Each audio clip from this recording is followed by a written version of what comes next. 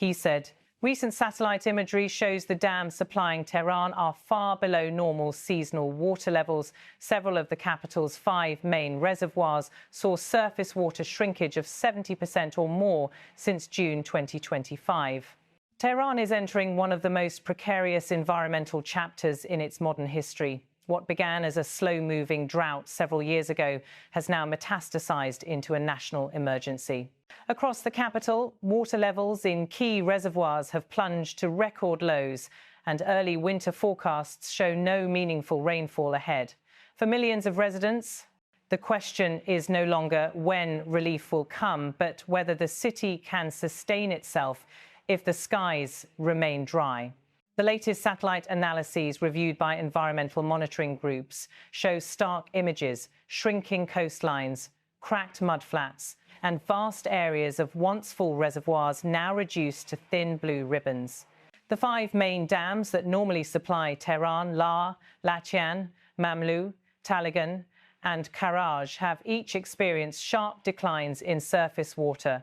Experts warn that the reductions, in some locations exceeding 70% since June, reflect more than just seasonal fluctuation. These losses indicate fundamental depletion.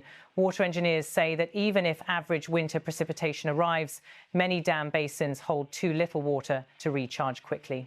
These satellite readings align with widespread complaints inside Tehran. Across multiple districts, residents describe taps running dry at night, water pressure collapsing without warning, and mornings marked by queues at neighbourhood filtration points. Many apartment owners have rushed to install rooftop storage tanks, but poorer households, particularly those in older buildings, often lack both the space and the money. President Masoud Pezeshkian has publicly acknowledged the severity of the crisis. He recently warned that if rainfall does not pick up by late December, Iran may face difficult decisions, including potential evacuations of parts of the capital. Tehran's Emergency Management Office has also shifted to high alert, tracking consumption rates daily and deploying rapid response teams to areas reporting prolonged water cuts. Officials insist that full-scale evacuations remain a last resort, but their decision to openly raise the possibility indicates a level of alarm rarely seen in Iranian governance. The water situation has deteriorated rapidly since mid-2024, and the drought, now in its 6th year, shows no sign of retreating. Behind closed doors, water authorities admit that even conservative forecasts point toward more restrictions. The Ministry of Energy has already instituted overnight pressure reductions across much of Tehran. In some cases, entire neighbourhoods lose water for 6 hours or more. Authorities insist these measures are essential to preserve remaining supplies, but the disruptions have fueled anxiety as winter approaches. Though rainfall shortages are the immediate cause, experts emphasise that Iran's water crisis is deeply rooted in mismanagement. For decades, water policy in the country has prioritised rapid development over sustainability. Massive dam construction, extraction of underground aquifers, and subsidies for water-intensive farming have all contributed to severe strain on natural resources. Iran today has more than 700 dams, one of the highest numbers per capita in the world. While these structures once symbolised national ambition and self-sufficiency, many now sit alarmingly empty. Engineers say that dams built in inappropriate locations have accelerated the depletion of upstream ecosystems, degrading rivers that once fed major urban water systems. Groundwater, historically a fallback supply in times of drought, has also been overdrawn. Excessive pumping, both legal and illegal, has caused aquifers to collapse, leading to land subsidence in parts of the country. In some regions, the ground has sunk so dramatically that homes and roads have cracked. The result is a fragile system. When rainfall is low, Tehran and other major cities have little margin for recovery. For ordinary citizens, the crisis is not an abstraction, but a daily constraint. Many residents now plan showers, laundry and cooking around unpredictable water windows. Restaurants in some districts have shortened operating hours or rely on purchased water tanks to stay open. Schools have reported bathroom closures and have urged parents to equip children with bottled water. In multi-storey buildings, especially those lacking electric pumps, water often fails to reach upper floors during pressure reduction hours. Elderly residents have described carrying buckets from lower floors because their taps remain dry for much of the day. The stress is palpable. Conversations in markets, taxis and tea shops increasingly revolve around water, who has it, when it comes, how long it lasts. Some fear that unequal access could fuel tensions, particularly between wealthy neighbourhoods equipped with advanced storage systems and poorer areas that rely entirely on municipal supply lines. The water crisis has also disrupted the country's energy sector. Hydroelectric plants, which depend on reservoir levels, have been forced to scale down or halt electricity production entirely. In Khuzestan province, the Karkay Dam, one of Iran's largest hydroelectric facilities, recently stopped generating power due to insufficient water. This shutdown underscores how water scarcity now cascades into other critical systems.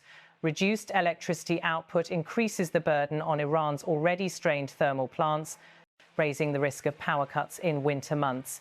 Energy officials warn that persistent shortages could spread to industrial zones, manufacturing centres and even hospitals if consumption spikes.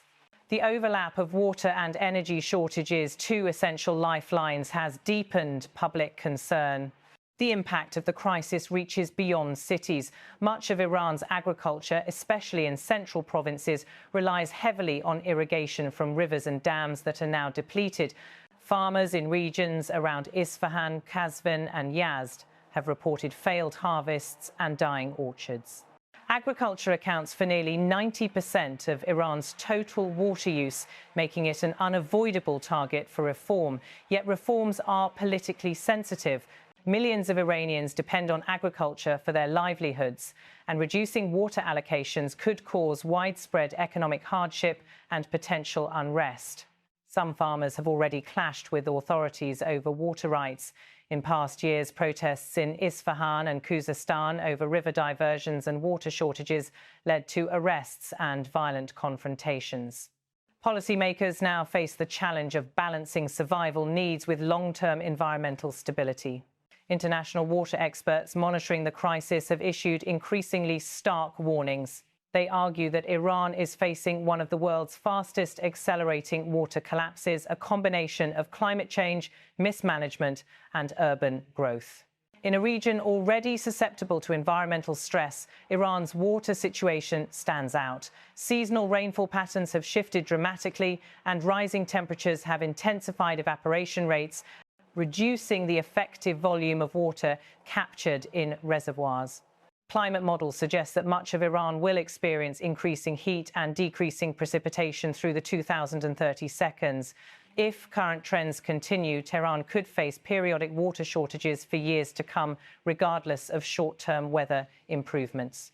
In response to mounting pressure, Iran's Ministry of Energy has outlined a series of short-term emergency measures. These include mandatory nighttime pressure reductions across all major cities, accelerated repairs of leaking urban distribution networks, restrictions on industrial water use, public appeals for conservation, expansion of groundwater monitoring to curb illegal wells. However, specialists argue that these steps, while crucial, do little to address the underlying structural issues. The government is also reviewing longer-term initiatives, including proposals to reuse wastewater for agriculture, expand desalination along the Persian Gulf, and redesign agricultural subsidies to reduce water waste. But these projects are costly, technically complex, and difficult to implement during an economic downturn. Beyond infrastructure, the emotional weight of the crisis is heavy. Tehranis speak of frustration, fear and uncertainty. Parents worry about health risks from reduced water quality. Small business owners worry about survival. Students struggle to concentrate in schools where taps sometimes produce no water at all. The psychological impact is growing. Social media platforms inside Iran now carry thousands of videos showing dry taps, failing orchards and cracked riverbeds. Many users frame the crisis as a national warning, a sign that Iran's environmental policies must change regardless of political costs. Environmental economists, hydrologists and urban planners have sounded near unanimous alarms. They argue that Iran can no longer rely on the patchwork solutions of past decades. Instead, they call for a shift from water-intensive farming to drought-resistant crops, enforcement of groundwater protections, modernisation of irrigation systems, strategic reduction of dam overuse, comprehensive water pricing reform, expansion of water recycling and reuse, urban planning that adjusts to a drier future. These reforms will require political will, something many observers say has historically been lacking. But the scale of the current crisis, they argue, leaves no alternative. Tehran stands today at the intersection of natural forces and human choices. 6 consecutive years of drought have exposed deep vulnerabilities in the country's water infrastructure. Climate pressures are accelerating, population growth continues, and the reservoirs that once symbolised stability now reflect fragility. The city faces a stark reality. Without significant rainfall and immediate conservation, the coming months will test the resilience of its 10 million-plus residents. Some experts warn that the capital may not avoid heavier rationing. Others fear that the crisis could escalate into broader social and economic instability. Yet, amid the pressure, there is also a moment of clarity. Many Iranians, from water engineers to farmers, from economists to students, see this crisis not just as a hardship, but as a turning point. The choices made in the next year may determine whether Tehran's water system collapses or adapts. For now, the city waits. Rain remains absent. Reservoirs continue to fall. And millions of citizens navigate daily life under the looming shadow of scarcity. What happens next will likely define Iran's environmental trajectory for an entire generation.